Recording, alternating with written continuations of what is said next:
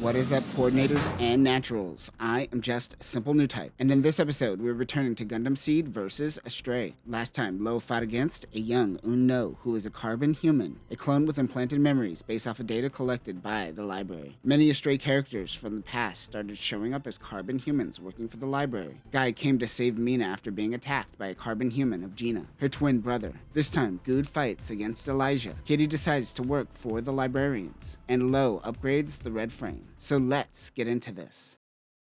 Jess Rabel has been given the name Shutter Snoop for making a name for himself as a mobile suit photojournalist who wrote about EA's secret organization Phantom Pain. Jess would most likely be dead by now if it weren't for Katie Madigan. He made Jess a one-of-a-kind journalist, as any who tried to replicate this would most likely die on the battlefield. Madigan tells Jess the library offered him a job. Since she started working with Jess, he turned down PMC jobs, but he's very interested in this one. He usually doesn't tell Jess of his side gigs, but he thinks that this may involve him somehow. He doesn't know too much about the library, but they are armed, and all of their mobile suits are designed in-house. This is the main appeal for Madigan. He is to use one of their mobile suits and evaluate its performance. He thinks that they may try to steal his strats. He is known for working with Jess. It isn't a secret, so he believes that the library may want their secret out. Perhaps they know he will leak intel to Jess. In other words, Madigan is just the bait, and Jess is the bigger fish. Jess is always down just for the story. He and Madigan parts ways as he becomes a temporary librarian. After covering Asia, Jess got a call from Serpentale about covering specific locations. He met with Kazahana, who is now a preteen and no longer a little girl. She asks if he is aware of the library. She mentions Serpentale was attacked by them recently, and Katie was a part of that attack. Serpentale and the Junk Guild are hiring him to investigate the library. Jess tells Kazahana that he thinks that they are falling right into a trap. Kazahana thinks about it for a second and decides that they will hire him anyways. At least they could try to find answers and get the upper hand. He and Unno meet with the carbon human Prayer Reverie. He is mad for letting Lo get away, but Unno yells at him, claiming that they made him this way. He fakes illness, and Prayer decides to send out Lily Thavali. That is when Lily comes bursting into the room. She is a part of the Supreme Librarian Special Unit. She calls Unno trash and tells him that he is barely a man. The two argue with one another. Unno's fake illness suddenly goes away. The two plan on fighting one another over the job. Indeed, he is watching this all go down, thinking, what have I got myself into? Unno's red frame is being repaired, so he's using a Jin High Maneuver Type 2. The Jin High Maneuver Type 2 is the successor to the original High Maneuver Type. The MMI M729 thruster engines on its backpack are removed, and more Vernier thrusters are added. This could hold its own to the Zaku series. Weapons include the MA M92 sword, a short barrel beam carbine, and a shield. It also has a self-destruct system. Lily is in the Nebula Blitz Gundam. The Ellen Gat X207 Nebula Blitz Gundam is a variant of the Blitz Gundam developed by the librarians. It is essentially a Blitz with the weapons of the gold frame Amatsumina. Both units have Mirage Colloid tech, which makes both units compatible with one another. It has the Blitz Chikaros offensive shield and the Glepner grappling hook. It uses the Magano Ikitachi striker pack, which includes the energy absorption blades and can actually charge the mobile suit. Other weapons include a shot lancer, a wide claw, and 3 lancer darts. Her mobile suit is top secret, even to Unno. He says Mirage Colloid tech is cowardly. The Blitz disappears and reappears right behind him with the quickness. Unno thinks to himself that Lo will figure this mobile suit out. Lily crushes Unno's Jin. As the librarians' battle ended, more assassins showed up to Lo and the Junk Guild. It is Lily. She uses a new technology known as Mirage Colloid teleportation. We will soon learn that this isn't what it appears to be. She goes, "Hey, I'm Lily." Lo goes, "Hey." He could tell her mobile suit is a Blitz type, which means he knows it has Mirage Colloid tech. One second she disappears, and the next, she appears next to Lo's red frame. This is new even for Lo. It excites him. She appears behind the red frame and uses the Magano Ikitachi to grab Lo. It begins draining the red frame's energy. She says this is Prayer's orders, and this catches Lo's attention. Lo passes out. He awakes inside red frame on life support systems. Lily is gone. He decides it's time to upgrade the red frame. On Earth, Elijah Keel is met with Gudvair in Orb. He is in his custom Zaku Phantom, which we saw in action in Destiny Astray. Gudvair shows himself in the Vent Saviour. The LV-ZGMF-X23S Vent Saviour Gundam is a rare mobile suit for the librarians and is modified for enhanced atmospheric flight. They made this based off of the Proto-Savior that the librarians stole. This has the same loadout as the Proto-Savior and can attach striker packs, but doesn't have its own exclusive striker packs and uses other librarian packs. This can transform to mobile armor form, even with a striker pack equipped.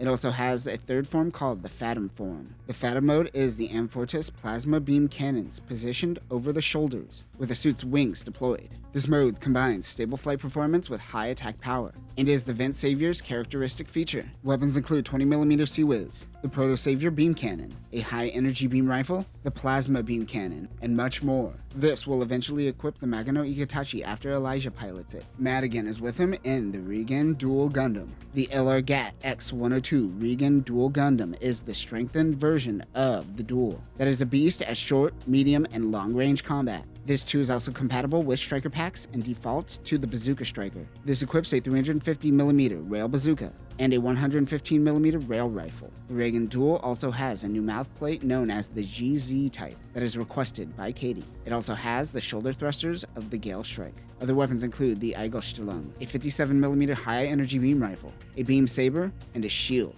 Madigan says that he is here just as an observer and isn't going to fight. Good asks him again if he wants to join their ranks. Elijah says, well, he is known as the Hero Killer. Let's do it again. Remember, Guy killed Good, but Zap believes that it was done by Elijah, and he has been labeled the Hero Killer. They begin fighting. Ergnus has once again returned to Earth. Did we call him Ergnus or Agnes in the Mars coverage? Oh well, I'm calling him Ergnus now. Nahi was back at Mars handling business, but soon returned to Earth. But before that, Ergnus's turn Delta was attacked by the Librarians. The Martian was the first person attacked before Lo and the others. He wonders if he is being attacked because he is a Martian. This all seems intentional. The enemy gives him no response. They switch from long-range to short-range tactics. There isn't many skilled pilots that can't switch up tactics like that on the fly. He can't use Voiture Lumiere unless he connects to Delta. Remember, turn Delta runs on a battery because Delta would self-destruct if the nuclear reactor was removed. He could use it once, but it will kill the battery. Ergnus pulls out his beam saber and activates the Voiture Lumiere. The wings of light are activated.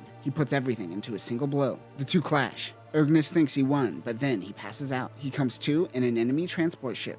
He looks back at his damaged turn Delta. The mobile suits that attacked him was the Regan Dual. Kitty Madigan introduces himself. He tells them that the people who hired him isn't going to kill him. Madigan also says that he knows of his sister Satona Winters. Satona Winters stumbled her way through the Astrayverse, randomly finding herself in situations with our main characters, and randomly cooks for everyone. Then randomly, she'll disappear for 6 months. Where'd she go?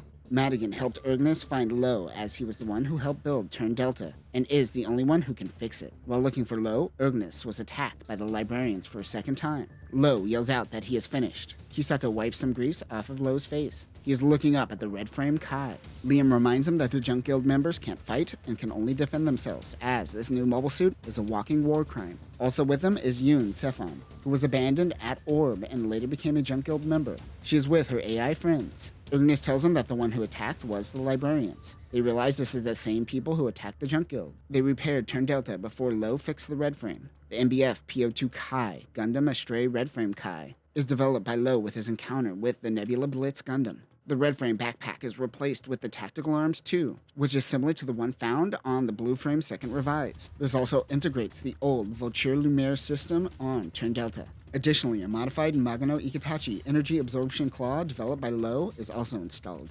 Dragoon system has also been added, but Lo can't use it on his own. The tactical arms forms include the V form, the flight form, Delta form, sword form, arrow form, and work form. The red frame now has 2 swords, as he took the Tiger Pierce from Uno. Other weapons include the Eigelstellung and the Gerbera Strait. The battle between Elijah and Good continue, and Madigan watches. Elijah says that the real Good would have moved on from all of this. This is clearly a carbon human from a particular point in time, which Elijah just sees as arrested development at this point. Good uses the Amfortis plasma cannon, which melts Elijah's sensors, but he is able to get the upper hand and take down the Vent Saviour. Good gets out of the mobile suit with his hands up. That is when Good tricks Elijah and steals his Zaku. Madigan heads off after him. Elijah wonders if he was trying to steal his mobile suit, or did he just want to leave the Vent Saviour in his hands? He is so confused by his intent. And that will do it for this episode. Remember, Elijah is a coordinator, but he doesn't have any special enhancements, and was originally seen as a poor pilot. He finds strength through learning skills on his own. With the Voiture Lumiere system, the red frame can now tank, allowing it to focus on 2 giant swords, which just feels right. Next time, Gina will fight against Guy. Some of the Librarians defect. and Kennard Parnes will learn of the fake prayer. But that will do it for now, new types. Remember, the Voiture Lumiere is always faulty, because if it worked properly, everyone would have force field. And Seed's already kind of crazy on power scaling. We don't need that too. Peace.